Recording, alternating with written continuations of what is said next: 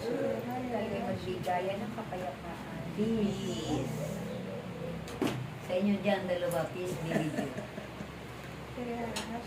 Hinirang kayo ng Diyos bilang tagasunod. Pinili kayo ng Diyos sapagkat alam niyo ang kalooban ng bawat isa sa inyong lahat. At mapalad kayo sapagkat kayo ay kanyang pinili.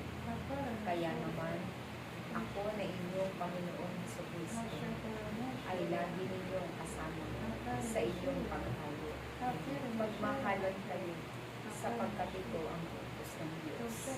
Ito ang tinuturo ko sa inyo sapagkat ito ay utos na napakahalaga na kung minsan ito'y hindi mapagtagumpayan ng sangkatauhan. Ngunit ako ay nag-alay ng aking sarili sapagkat ako'y umiibig sa aking Ama. Kung kaya't ang kanyang utos at ang kanyang kalooban ay aking tinupad. Batid ko ang aking makakamit na paghihirap. Ngunit ang lahat ng ito ay hindi ko pinalikuran. Bagkos ang lahat ng ito ay aking niyakap sapagkat ganun ko kayo minamahal. Kaya't aking mga anak, kung kayo ay isang tunay na palasunod ng aking Ama, gagawin mo din ang pag-aalay ng inyong sarili katulad ng inyong ginagawa sa panahon ito. Batid ninyo na ang panahon ay tunay hindi nakapagbibigay ng magandang pakiramdam sa inyong pangangatawan. Ngunit nananatili kayong sumusunod at nakikipagtipag sa kanyang gawain.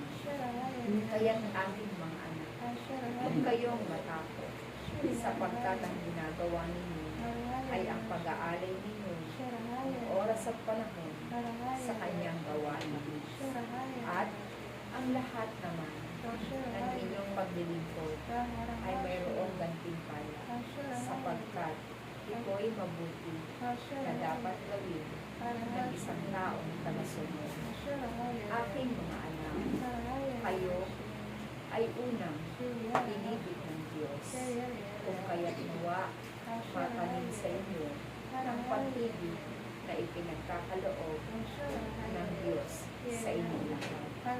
Kayo'y magmahalan at kayo'y magkaunawaan. Gayon din kayo ay magpatawaran sa kung sino man ang mga taong nagkakasala sa inyong lahat. Tandaan niyo, ako'y naririto. Ako'y laging kasama ninyo sa inyong paghayo.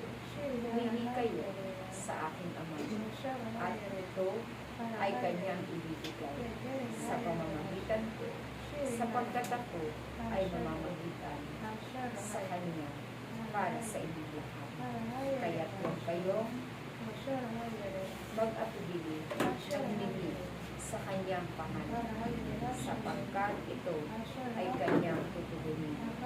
Kayo'y patuloy na humayo at maghayag ng aking salita na nagbibigay buhay na kung saan ang sino bang makalililig ay magkakaroon ng liwanag at mabubuhay ang kanilang pananampalataya.